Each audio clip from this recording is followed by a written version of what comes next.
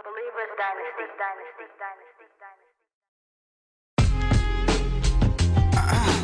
Just another prayer, man, just another prayer. I hope they get the message, man, I hope they get the message. Cause we tied up in war, man, and y'all still fussing. I'm blessed to be a blessing, I'm blessed to be a blessing. I'm trying to make it to the top, now that'll be a blessing. I'm blessed to be a blessing, I'm blessed to be a blessing. I'm trying to make it to the top, now that'll be a blessing. A day in a life, another angel flying to Christ. The person who put a trigger, he ain't lost his life. But really, he's supposed to really protect that life. And when we went to court, they ain't do him right.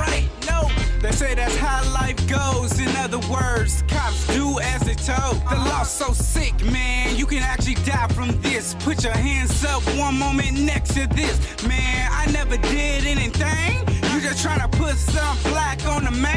Interesting, more prison and blacks than our pride. Been heavily pulled down by the law, no surprise. And when you say you a victim, the killer in the lyrics, man, that's really make a difference.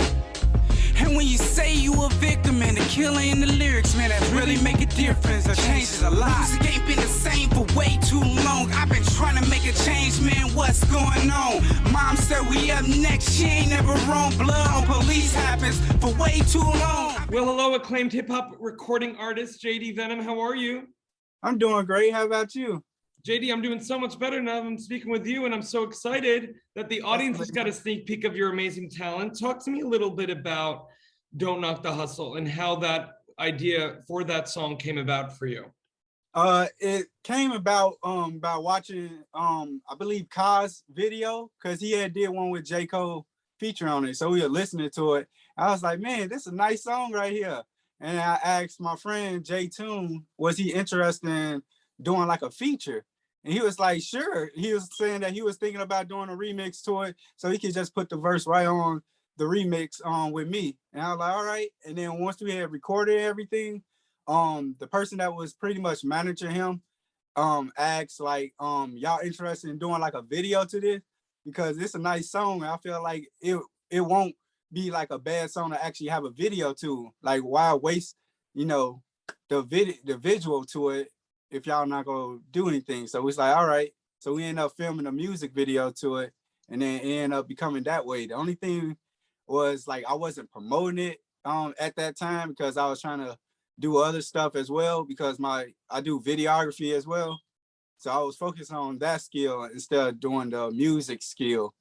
But now I'm like, you know, it's time to start trying to get the music back up there. And I believe that's the one video that I should be promoting. Absolutely, my friend. Well, if there's anything we as artists learned during this pandemic is, you know, we got to go and do everything we can, you know, to make a buck. And if it's being a videographer, if it's being a composer, if it's being a singer, the fact that you have all of these skill sets within you to do, that's kind of amazing. Yes. A lot of people tell me that. Well, JD, what I was also talking to you about pre-interview was this whole notion of, you know, FENIX and also the shareable app that you're going to get with your FENIX app, that your friends, family, and fans are going to be able to literally download your app onto their tablet home screen where it's just you. And this whole one-stop shopping mindset where someone's going to be able to now, with you, JD, on one app, get everything that you do in one digestible full swoop. I'm curious, like, what you're most excited about in terms of having in one place all that you do. Yeah, I'm all about that, like being like the one-stop shop, because like I work with a whole lot of music artists, but I was thinking in my head too about like, how can I get like them to have like services? Like, I know a whole lot of music artists, they be like, man, like they ask me like, do you know any websites and stuff that I can go to get my music out there and get some more exposure? You know, websites where I can get paid, you know, stuff like that. Do you know websites that can get me more exposure and I don't have to pay a lot? And I'll be like, you know, it's hard to find like precise websites and apps and stuff like that that can help artists. And actually, in sites that, like, I mean, I know it sounds too good to be true, but the fact that FENIX is actually not charging art, like, that's the way it should always have been. But you know, that's why for artists we almost have to like undo our thinking, because we're used to going to sites and being like, you know, pay a monthly fee to be a part of us and we'll make you a star. No, FENIX is like, F that. artists should always come first. And frankly, they shouldn't pay. They should be paid for everything that they put out there. Yeah, it's the same with the music showcases, like down here in Chicago. Like they charge artists like $20 to $100, and like you got to pay to play.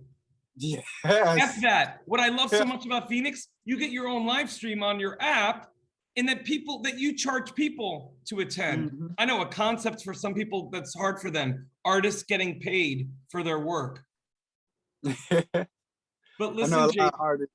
JD, what I love so much about you is how unapologetic you are in your art. And I want to let our audience know, for more on JD, you can go right below this video and read all about him. Click all the links.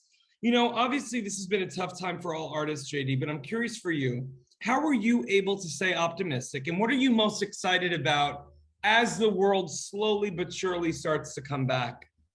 I stay pretty much like optimistic by just like always keeping my options clear and open.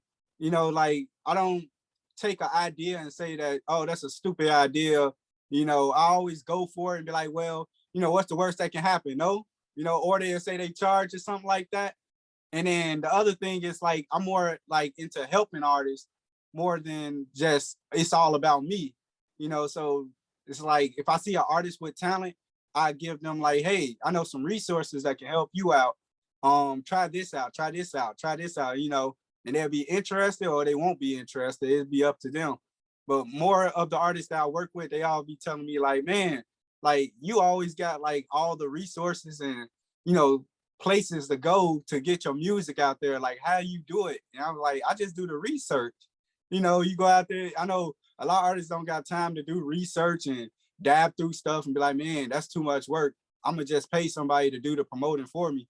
It's best if you do it because you ain't gotta go out of your pocket and do it, and then it might be more beneficial for you. That's right, JD. I mean, look, you're a perfect person who's going to be an ambassador for this new app because of the slew of artists that you know who are so talented, who are just hungry to just get their art out there and finally be paid. And the fact that FENIX is here as a safe space for artists, that's why I'm involved. And that's why I love doing these interviews, meeting fabulous, not only artists like you, but ambassadors for artists. And I'm so grateful for your time today, JD, and I'm so excited to now be connected.